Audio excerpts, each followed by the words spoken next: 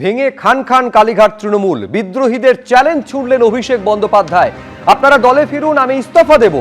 আপনারা দলে ফিরে এলে 1 ঘন্টার মধ্যে ইস্তফা দেব বলছেন অভিষেক বন্দ্যোপাধ্যায়।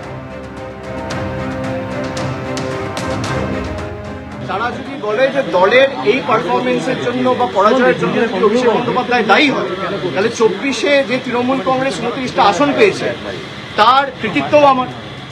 যদি ডিসক্রেডিট আমার হয়, হারে, তাহলে জেতার সময় ক্রেডিটও আমার।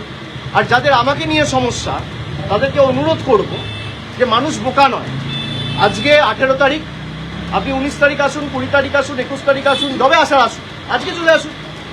আপনারা ফিরে আসুন, আমি 1 ঘন্টার মধ্যে ইস্তফা দিয়ে দিচ্ছি। কেউ আসবে না।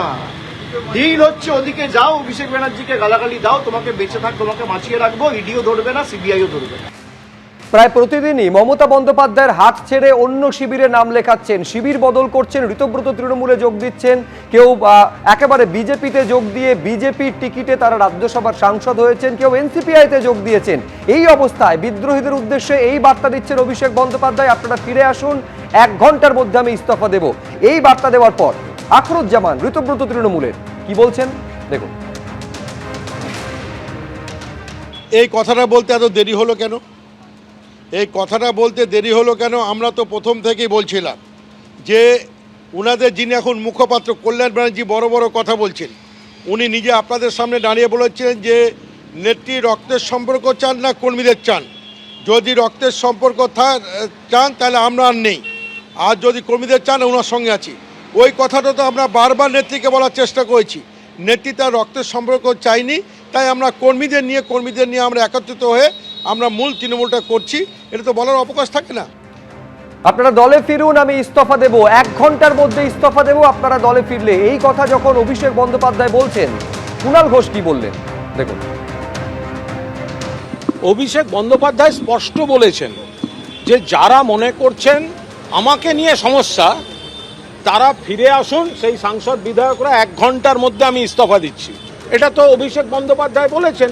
তার সঙ্গে এটাও বলেছেন যে তাদের পক্ষে আসা মুশকিল, কারণ অভিষেক বন্দ্যোপাধ্যায়ের নাম বলাটা একটা বাহানা, ছুতো।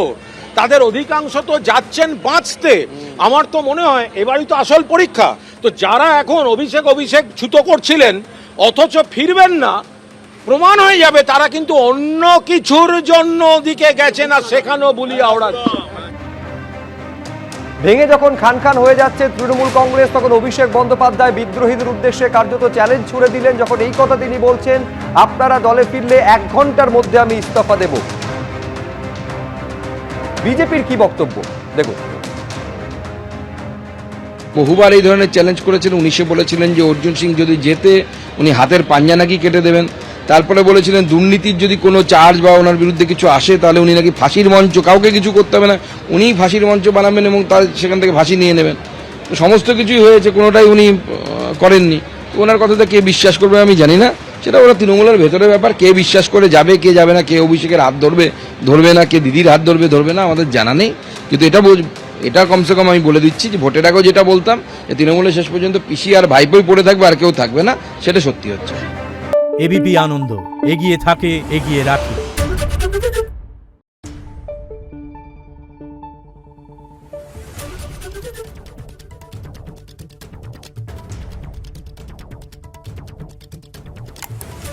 Thank you.